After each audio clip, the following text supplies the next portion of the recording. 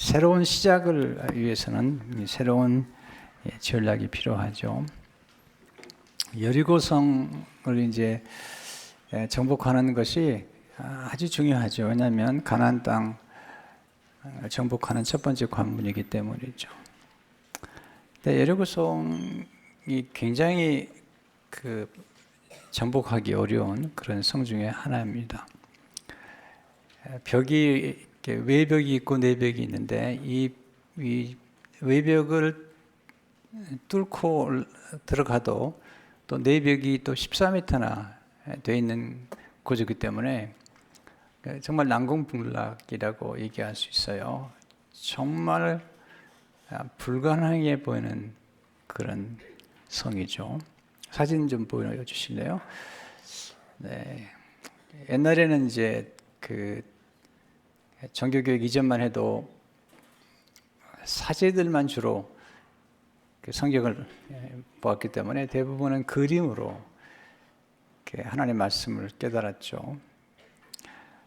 그 다음 사진 보여주시면 이게 이제 외벽이 7m로 되어 있고요. 그리고 이제 그 다음 안에 있는 벽이 14m로 되어 있는 그런 구조입니다.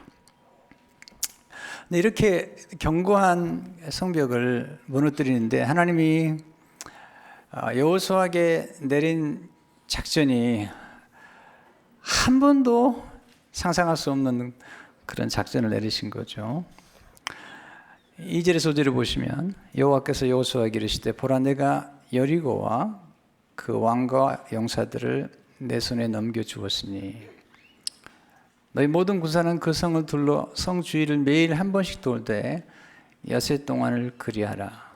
제사장 7은 7 양각 나팔을 잡고 언약궤 앞에서 나아갈 것이요 7째 날에는 그 성을 7번 돌며 그 제사장들은 나팔을 불 것이며 제사장들이 양각 나팔을 길게 불어 그 나팔 소리가 너에게 들릴 때에는 백성은 다 큰 소리로 외쳐 부를 것이라. 그리하면 그 성벽이 무너져 내리니 백성은 각기 앞으로 올라갈지니라 하시며.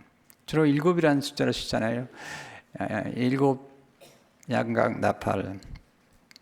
또 6일 동안 한 바퀴씩 돌고 7일째는 이제 7바퀴를 돌되 그 도는 동안에는 절대적으로 침묵하라는 거죠. 그리고 마지막 순간에 이제 외치는 거고, 언약궤는 하나님 임재의 상징인데 제사장들이 언약궤를 메고 또 그 앞에 7 제사장이 양각 나팔을 부는 거죠. 사진 좀 보여주시면 좋겠는데요. 이게 이제 그 언약궤를 메는 모습이고 7 양각 나팔을 부는 모습이고 저 위에 여리고성 사람들이 이렇게 내다보는 그런 모습을 그렸죠. 왜 하나님이 지금 그 여리고성을 무너뜨릴 때 이런 전략을 쓰게 하신 걸까? 이 속에 담긴 메시지는 뭘까?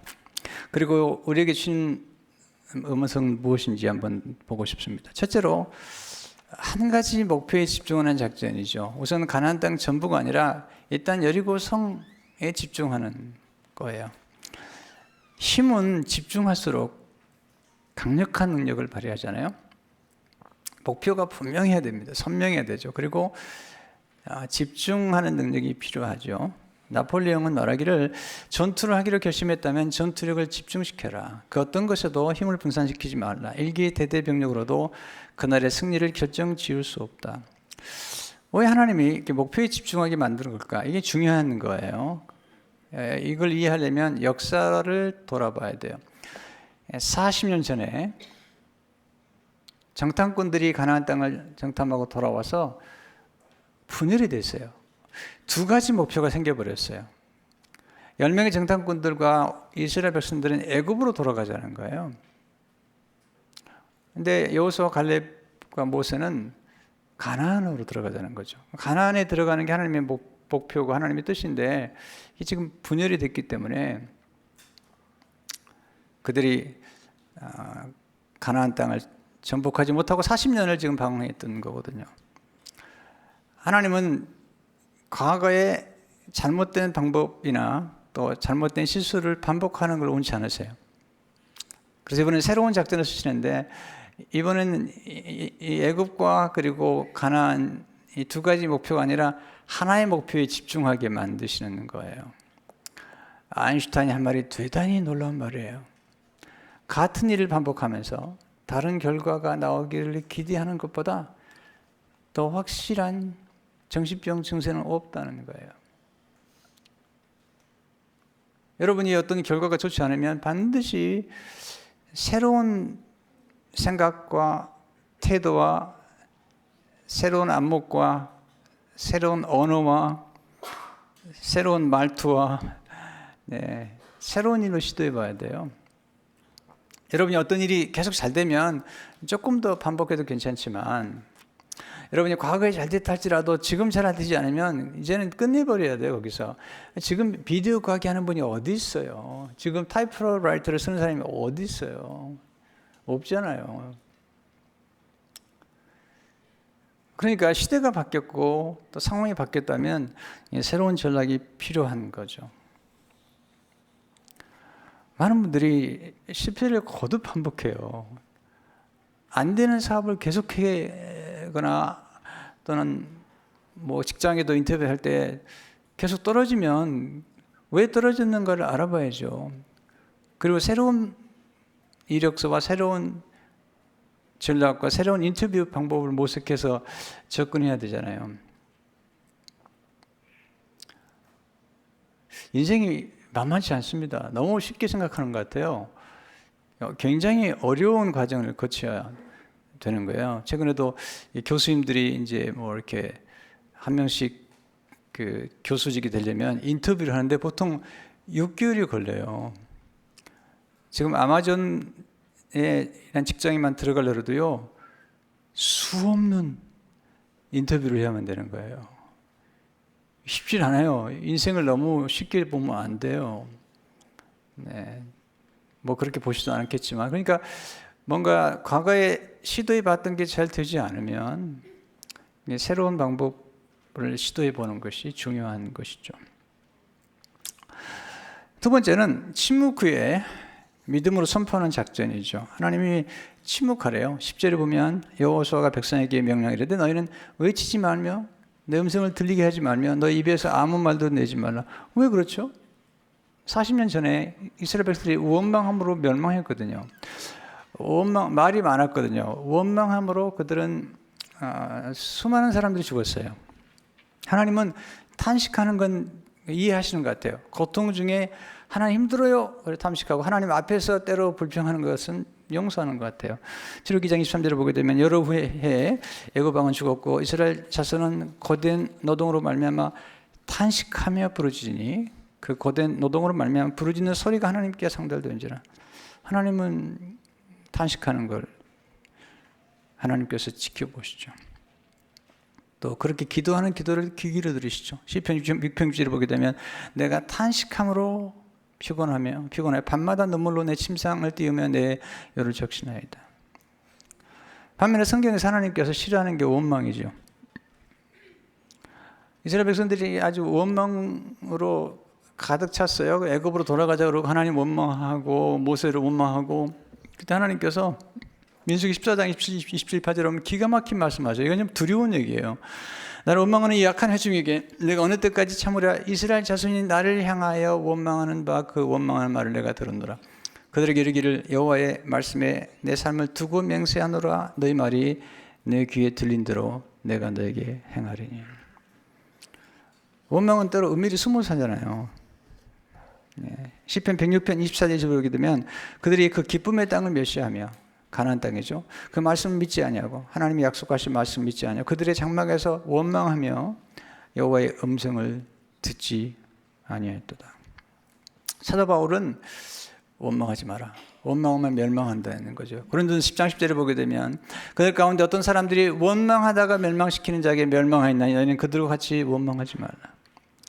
잔 오토버가 쓴 관계 훈련이라는 책에 보면 탄식과 원망의 차이를 잘 설명해 주고 있어요. 하나님은 탄식은 명령하고 원망은 금하셨다. 둘의 차이는 무엇인가? 탄식은 하나님께 불평하는 것이고 원망은 하나님의 관에 불평하는 것이다.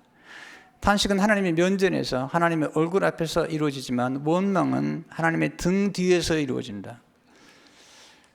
성경을 보면 사람들은 슬픔과 고통을 견디다 못해 무릎을 꿇고 하나님 앞에서 탄식했다. 반면에 원망은 장막 안에서 은밀히 했다. 탄식과 원망의 차이가 왜 중요하냐면 탄식의 원망의 차이에 따라서 친밀함이 달라지기 때문이죠. 그럼 이렇게 얘기하면 탄식과 원망의 이런 차이는 상대가 하나님이든 사람들이든 친밀함에 대해서도 큰 차이를 만들어낸다. 탄식은 친밀함을 증폭시키지만 원망은 친밀함을 파괴한다. 원망은 또한 전염성이 강하다. 부정적인 원망을 일삼는 사람들은 필연적으로 함께 원망할 사람들을 찾게 되어 있다. 이게 성경이 말하는 당짓는 것이죠.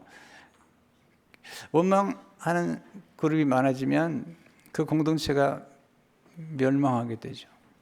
위험한 거예요. 여러분, 침묵 때문에 손해보는 건 없잖아요.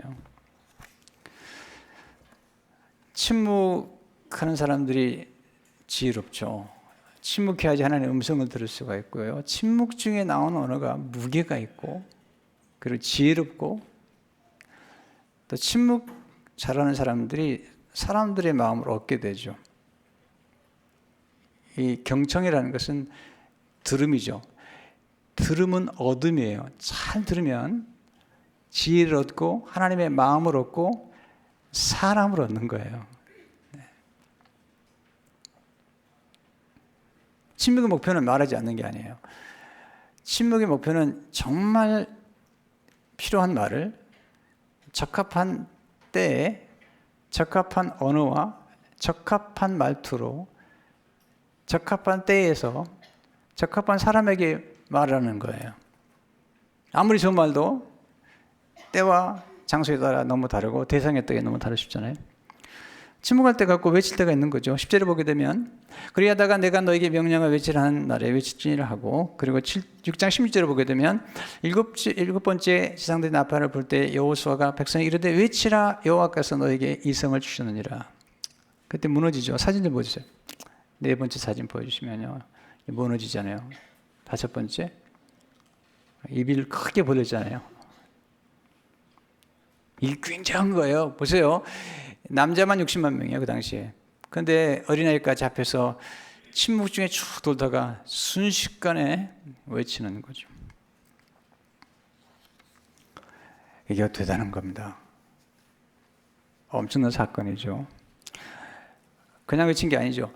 기드온이 300용사를 데리고 나가서 그 정말 메뚜기 떼와 같은 미디안 사람들을 물리치는데 300명이면 끝났어요. 왜냐하면 하나가 연합되어 있었고요. 이 300명이 손에 나팔을 들었고요. 그리고 항아리를 들었고요. 항아리 속에 횃불을 감춘 거예요. 순식간에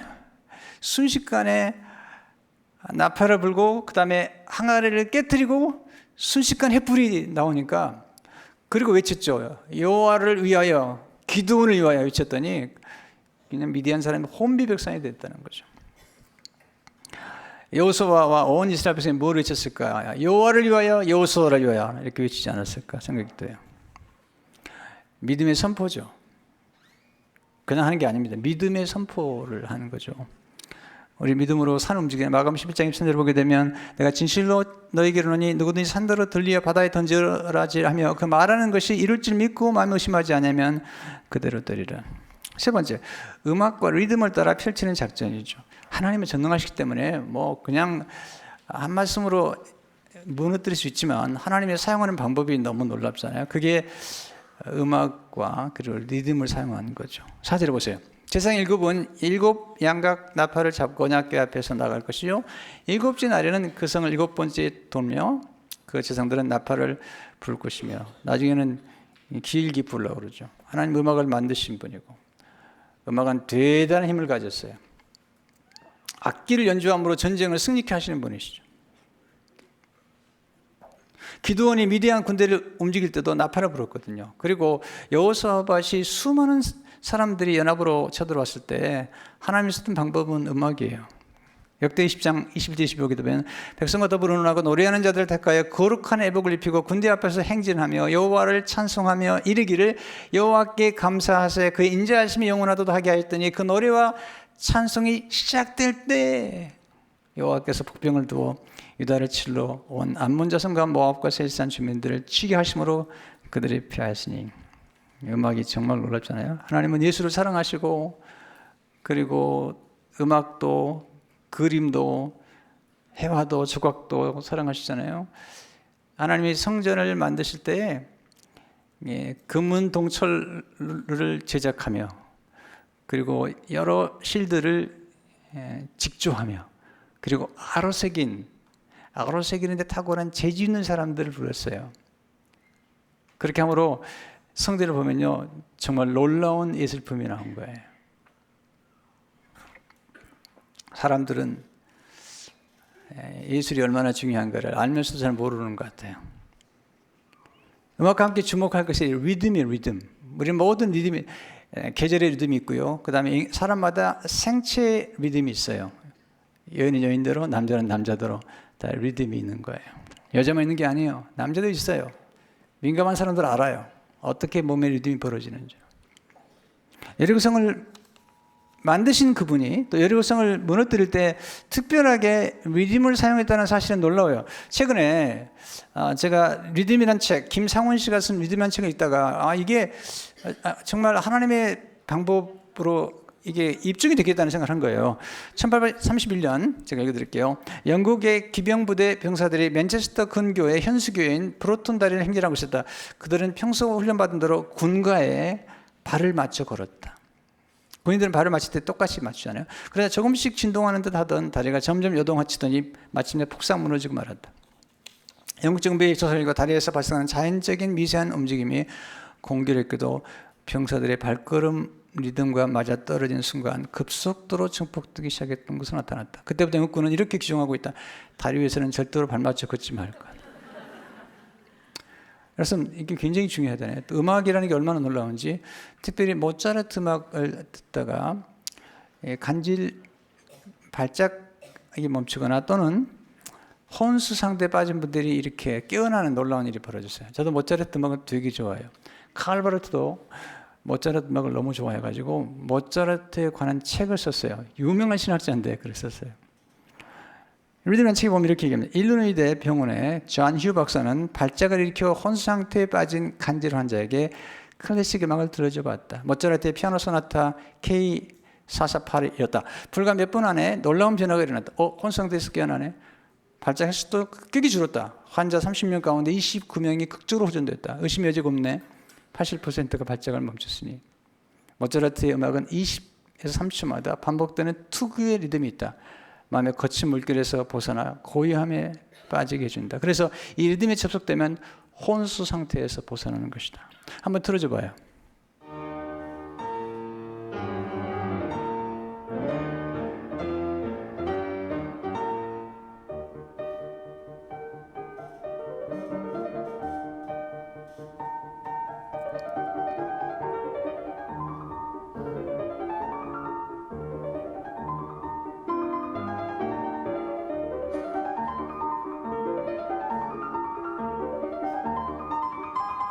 됐어요. 설교해야 돼요.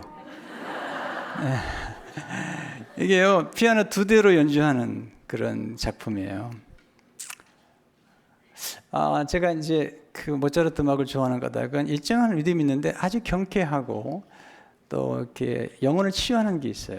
저도 이제 영감이 좀 떠오르지 않거나 또 책을 쓰다가 조금 막히면 모차르트 음악을 즐겨 듣는 편이에요.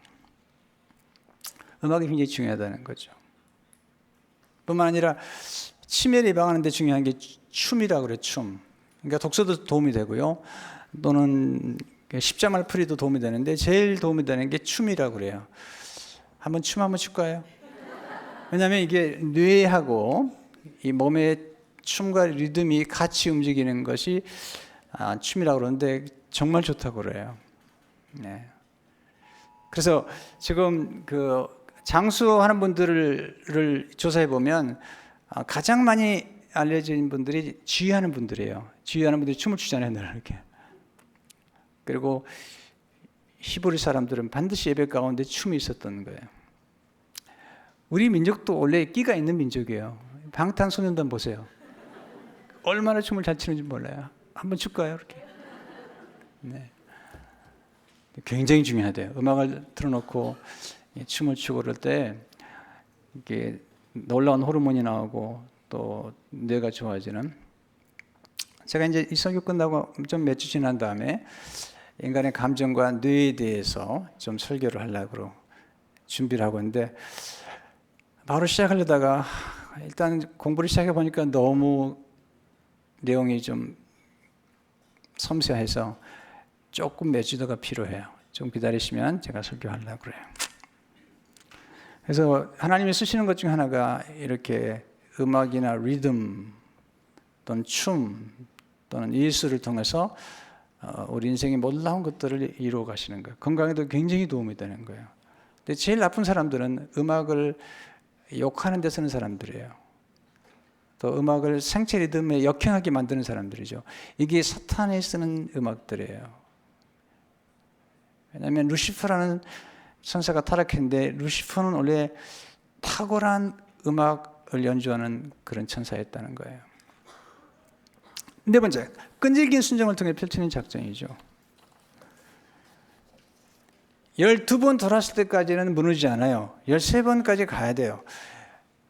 여러분, 나만 장군이 7번째까지 요단강에 들어갔다 나왔을 때 온전한 순종이 치료를 했잖아요. 여러분, 끈질긴 순종이 놀라운 기적을 일으키잖아요.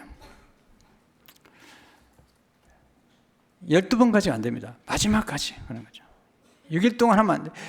여러분, 왜 침묵하라고 그러냐면 누가 한 사람이 그랬을 거 아니야. 하루 돌다가, 하루는 괜찮은데 이틀 3일 돌다가 어느 한 사람이 야 이게 돌다가 돌겠네 진짜 이거.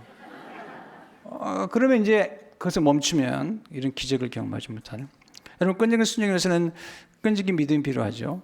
히브리 13장 3절에 보면 믿음으로 7일 동안 여리고를 도니 성이 무너졌으며.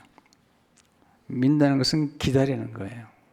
여러분, 뒤로 물러서지 않아야 돼요. 대부분이 너무 빨리 포기해요. 너무 일찍 포기해요. 여러분, 기다려야 돼요. 기다리지 않으면 쓰레기를 얻게 되는 거예요. 하나님이 기다릴 때 최고의 좋은 걸 주시는 거예요. 아브라함이 기다리지 않을 때는 이 이스마엘을 얻고, 그래 하나님은 이삭을 주고 싶은 거예요. 이삭보다 더 위대하신 그리스도를 주고 싶은데 너무 조급하니까 끝까지 기다리지 않으니까 쓰레기를 얻고 마는 거예요. 또는 하나님 기뻐하지 않은 사람들을 육으로 만들어내는 거죠. 물론 이스마엘도 하나님께서 사랑하셨고 이스마엘도 축복하셨지만 제가 말씀드리고 싶은 것은 여러분들이 끈질긴 순종과 끈질긴 믿음이 끈질긴 기다림과 연결되는 거죠. 또한 끈질긴 기도와 함께 역사하는 거죠. 7번 기도했잖아요. 엘리야가 기도할 때 우리는 너무 빨리 포기해요. 너무 일찍 성급하게 뭔가를 결정하고 마는 거죠. 12번 가지고 안 돼요. 13번인 거예요. 7이라는 숫자는 완전수기 때문에 하나님께서 그렇게 역사하는 거잖아요. 여러분, 끈질긴 믿음의 결과가 구원의 열매를 맺잖아요. 기생 라합이 끝까지 믿는 거예요. 표징을 줬는데 그 정탐꾼들이 붉은 줄을 매달아 놓으면 여리고성이 무너질 때 하나님이 구원할 거라는 거예요. 자기네가 구원해 줄 거라는 거예요. 그래서 그럼 무너지잖아요. 놀라운 일이 벌어져요. 무너졌는데 놀라운 사실은 하나님께서 여리고성을 무너뜨릴 때 기생 라합이 살고 있던 바로 그 성읍은 하나님이 무너뜨리지 않았다는 거예요. 하나님이 그렇게 기생 라합을 축복하시는 거죠. 여러분, 여호수아가 여리고성을 정탐할 때 제일 먼저 한 게 뭐죠? 기생 라합을 구원하라는 거예요. 여호수아 6장 22-23절 보게 되면 여호수아가 그 땅을 정탐한 두 사람에게 이르되 그 기생의 집에 들어가서 너희가 그 여인에게 맹세한 대로 그와 그에게 속한 모든 것을 이끌어내라 하매 정탐한 젊은이들이 들어가서 라합과 그의 부모와 그의 형제와 그에게 속한 모든 것을 이끌어내고 또 그의 친족도 다 이끌어내어 그들을 이스라엘에 진영받게 되고 놀라운 구원의 스토리가 이루어지고 있잖아요. 진짜 믿으면 상급을 받게 되죠. 여러분들이요, 그냥 대충 믿는 것 같아요. 대충 순종하는 것 같아요. 여러분, 온전한 순종, 그리고 끝까지 기도하는 거예요.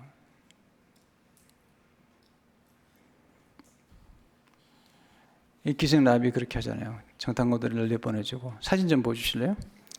이 기생 라합이라고 그랬는데 예쁘게 생겼어요. 그 다음 사진 보세요. 이제 정탐꾼이 나갔다고 설명하는 거죠. 그 다음에 정탐꾼들을 이렇게 보내주잖아요. 이렇게 붉은 줄을 매달아 놓고요. 그리고 구원받고 엄마와 함께 기뻐하는 모습이죠. 하여튼 중세 전까지만 해도 다 그림으로 복음을 설명했으니까 성경을요. 그림이 아주 중요했던 것이죠.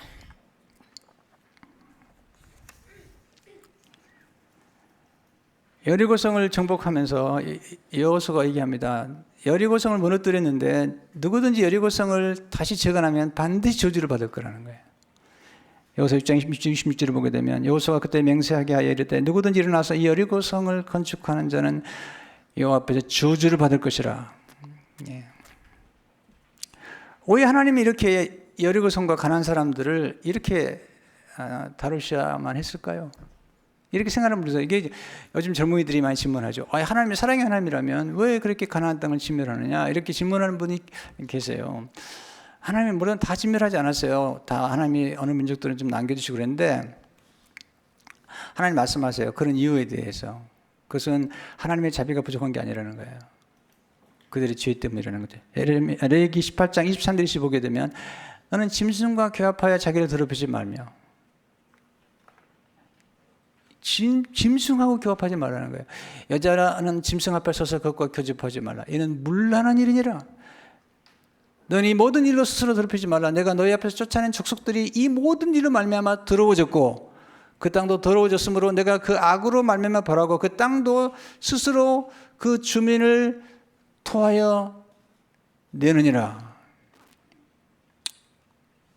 네.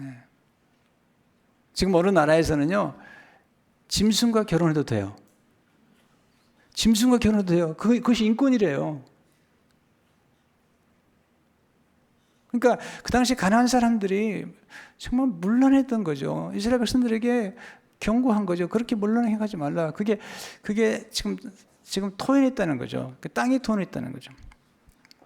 하나님이 회개할 기회를 주셨어요. 제 말씀 묵상하는 중에 묵상하고 또 묵상하는 중에 하나님이 이 가난한 사람들을 이 아모리 족속을 회개시키려고 사실은 40년 동안 광야에서 이스라엘 백성들을 이렇게 방황하게 하시지 않았나 생각이 돼요. 왜냐하면 40년 동안 그들은 하나님의 홍해를 마른 땅으로 만드신 것과 하나님 하신 일을 보았거든요. 근데 기생 나함만 그 하나님 믿고 회개했던 거예요. 나머지는 그렇게 하지 않았던 거죠. 하나님이 진짜 자비가 많으신 분이죠. 예수님은 왜 오셨죠? 예수님은 저주받은 여리고성을 구원하시기 위해서 오셨어요. 예수님 오셔가지고 여리고성을 찾아가세요. 여호수아는 여리고성을 저주했는데 예수님은 여리고성을 구원하기 위해서 찾아가셨죠. 누가복음 19장 1절을 보게 되면 예수께서 여리고로 들어가 지나가시다가 삭개오라 이름하는 자가 있으니 세리장이었던 부자. 그 당시에 세리장은 죄인이었어요. 구원하죠. 삭개오 회개하고. 9절 10절에 보면 예수께서 이르시되 오늘 구원이 이 집에 이르렀으니 이 사람도 아브라함의 자손이미로다. 인자가 온 것은 잃어버린 자를 찾아 구원하려 함이니라. 예수님 오신 이유가 여리고성에 찾아오셔서 여리고성을 회복시키거나 여리고성을 누가 구원하면 저주를 받는, 예수님이 저주를 받으셨어요. 십자가에서. 왜냐하면 여호수아가 여리고성을 회복하는 사람은 저주한다고 그러잖아요. 예수님이 십자가의 저주를 받으시고 우리를 구원하셨어요. 그런데 여리고성 사람들만 아니라 우리와 같은 이방 사람들을 예수님이 구원하셨어요. 여호수아는 안식을 약속했지만 안식 주지 못했어요. 예수님은 안식을 주셨어요. 여호수아는 유월절을 지키면서 우리의 죄를 덮어줘 줬어요. 그러나 더 말하자면 예수님의 피로, 구약은 짐승의 피로 그랬지만 그들은 짐승의 어린 양의 피를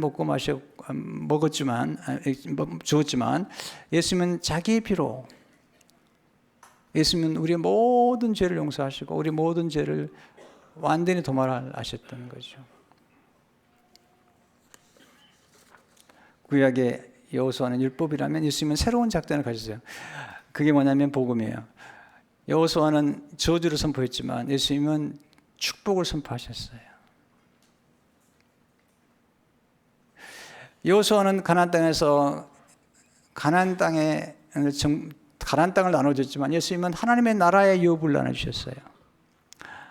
그리고 가나안 땅의 곡식이 아니라 예수님 자신이 말씀이 되셔서 생명의 떡을 주시고 그리고 예수님의 살과 피를 우리에게 주셨어요. 이게 성찬이죠. 예수 그리스도의 살과 피를 기념할 뿐만 아니라 먹고 마시는 자는 생명이 있고 영생을 얻게 되고 새로운 피조물이 돼서 새로운 피조물이 되는 순간 이제는 새 영을 받게 되고 새로운 유업을 얻게 되고 새로운 노래를 부르게 되고 새로운 꿈을 꾸게 되고 새로운 유산을 받게 되고 그리고 새로운 능력을 경험하게 되죠. 그리고 새로운 기쁨, 새로운 평강을 누리게 된다는 거죠. 오늘 우리가 함께 나누게 되는 성찬은 예수님이 우리를 위해서 저주를 받으심으로 우리를 구원하시고 또 우리에게 참된 양식과 은혜를 주신 것이죠. 바로 이 성찬을 통해서 우리는 죄를 용서받고 완전히 자유케 되며 그리고 우리가 가장 두려워하고 무서워하는 여리고성이 죽음인데 주님이 그 죽음과 사탄의 머리를 치시고 우리를 구원하신 거고요. 여러분 하나님 도와주시면요 그렇게 어렵게 보이는 것들이 쉽게 이루어질 수가 있어요. 이런 은혜가 있기를 주의 이름으로 축원합니다.